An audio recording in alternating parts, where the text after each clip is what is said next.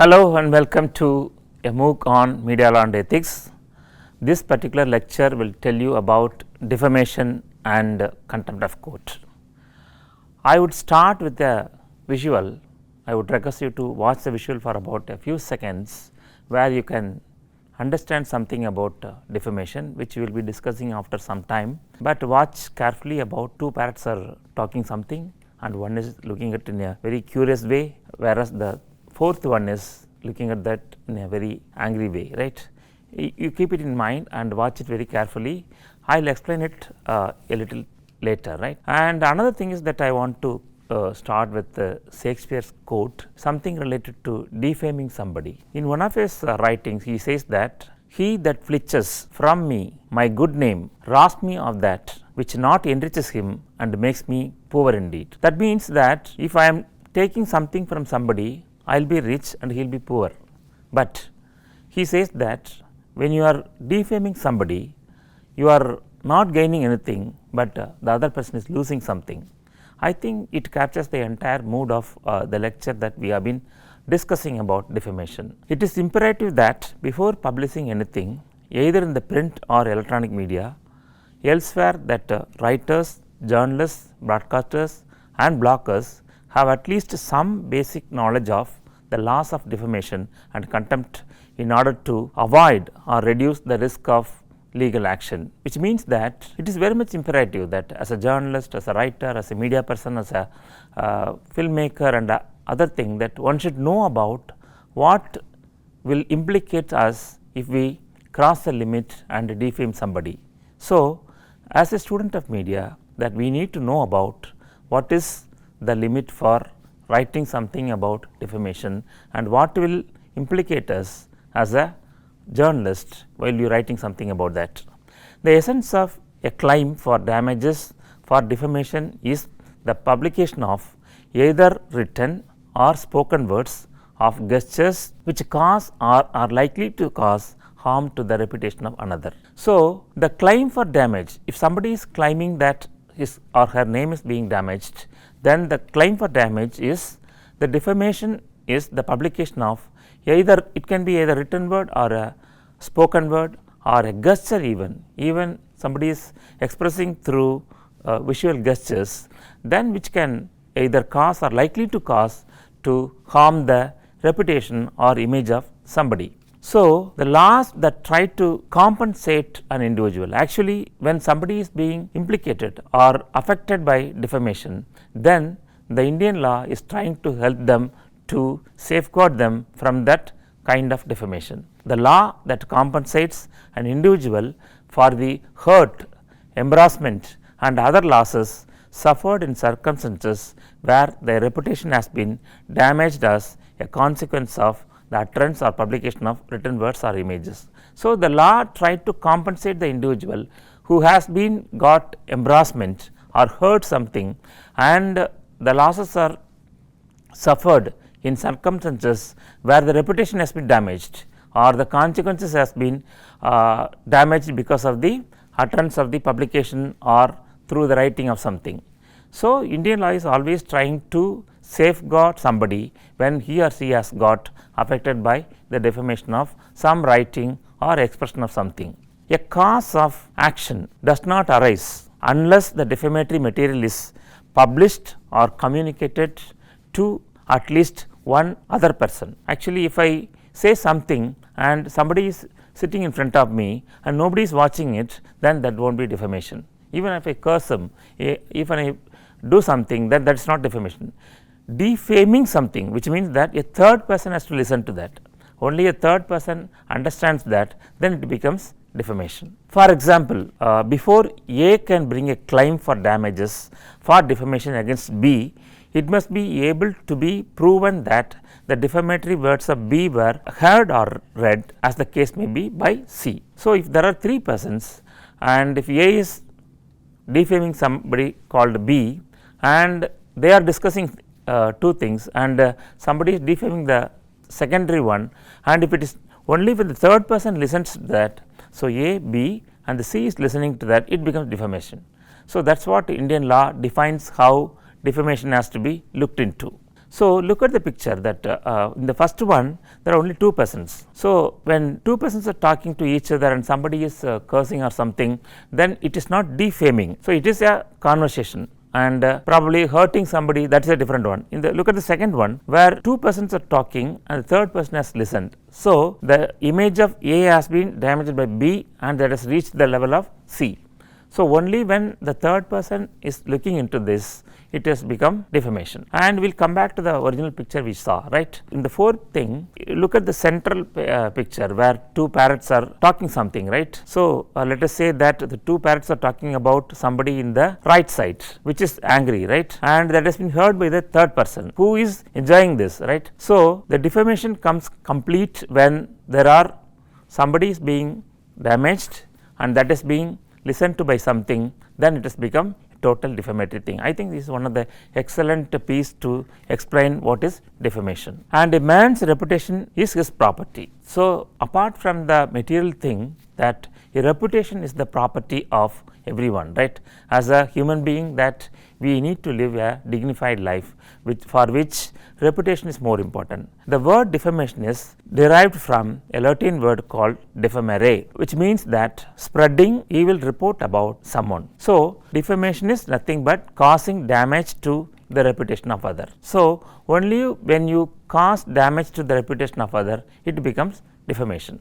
So, we will try to go further to look into the types of defamation. Defamation may be committed in two ways, which are called speech and by writing and its equivalent modes. Somebody speaking on defamation, then that can be called one kind of thing called slander, and the other one is by writing and its equivalent modes, that is called libel. And slander is spoken defamation, libel is written defamation, which may assume various forms like symbols, pictures, caricatures. That is why that even a cartoon has become a libel, which means that has damaged the image of somebody. Slander may be committed by representations which are treated as equivalent to speech like shake of the head, nod and many others. Even a gesture, right, where they express something which damages somebody's image.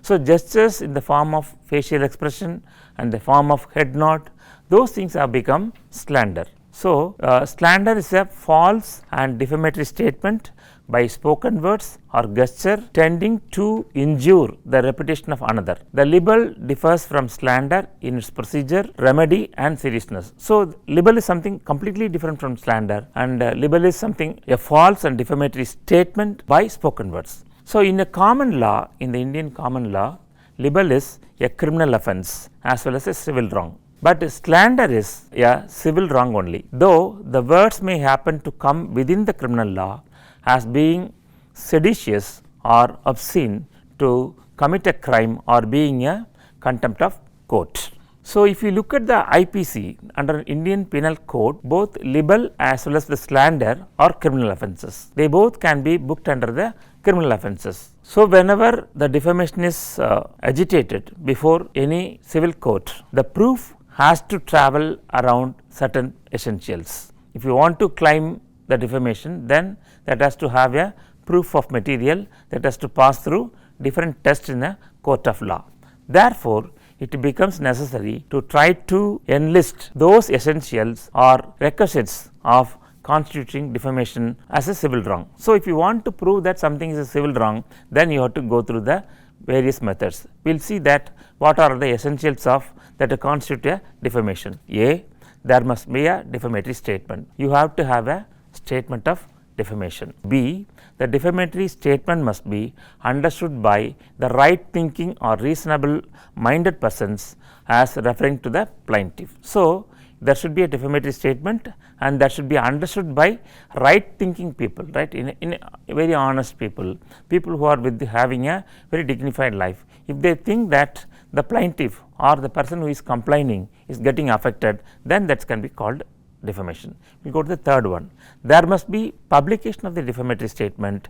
It must be communicated to some person other than the plaintiff himself. So, the third argument is it should have been published and that should have referred to the plaintiff. Fourth one is in case of slander, which means spoken word, either there must be proof of special damages or the slander must come within the serious cases in which it is actionable. So, these are the major 4 types of essential components of that constitute a defamation. So, what are the tests to call something as a defamatory statement? And there are some kind of rules and principles are available. The first rule is that the whole of statement complaint of must read and not only a part or parts of it. The second is that words are to be taken in the sense of their natural and ordinary meaning. The court must have regard to what the words would convey to the ordinary man. So, the argument is there are 2 kinds of rules. The first rule says that you have to have the meaning should be conveyed through the statement. The second argument says that ordinary person should easily be able to understand that. You cannot have so much of a complicated thing. When you have a very easily understandable thing, then it would amounts to the defamatory thing. The test to be applied to the determination of the question whether the statement is defamatory is the answer to the question, would the words tend to lower the plaintiff in the estimation of right thinking members of society. So, the next rule to understand whether it is a defamatory statement or not, the court normally asks one question, whether the written statement is undermining or defaming somebody in the light of or in the presence of some right thinking people in the society, right. Only when the right thinking people considered as a defamatory of the plaintiff, then it amounts to defamation. That is what. So, the question is very important, whether the particular publication or writing has damaged or defamed somebody in the by the right thinking people, right. Only when the right thinking people think that it is a damaged one, then it becomes defamation.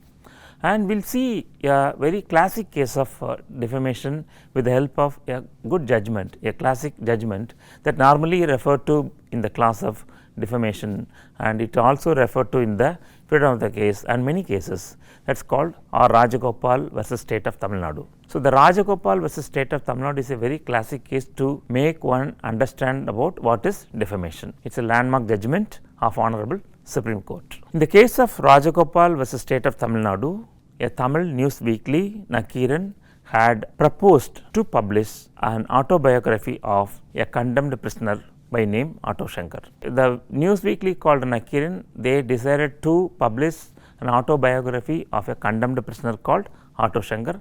That is the gist of the case. And in this case, the condemned person was convicted in 6 cases of murder and was sentenced to death penalty. The advocate has delivered the autobiography to the news weekly for publication as a serial. So, there was somebody called Atto Shankar who got convicted for 6 murder case, and he was given he was given death penalty, and the lawyer of the Atto Shankar, he gave a material to the news weekly to publish the autobiography of him as a serial.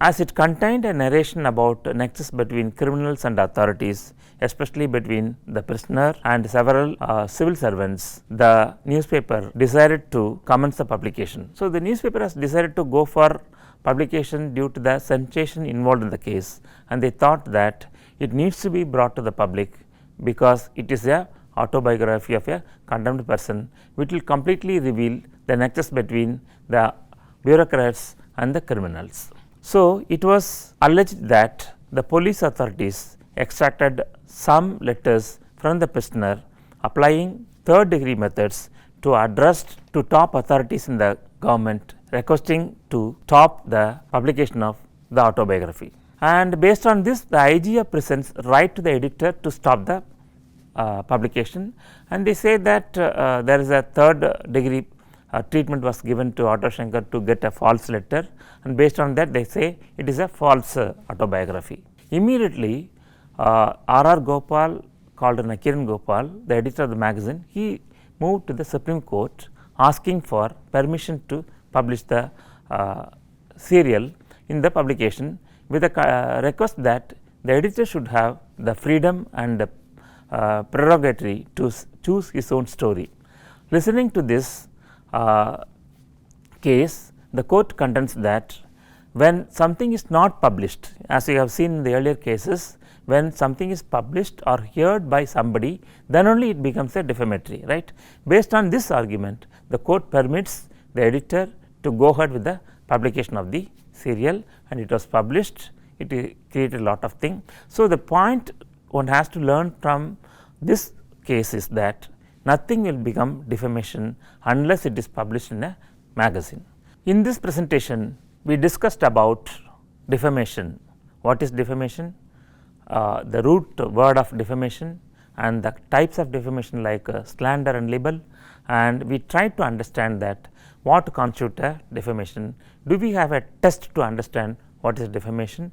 And we ended the lecture with we ended the presentation with a classic case called R. Gopal versus State of Tamil Nadu, which clearly give an idea about what is defamation and what is not a defamation.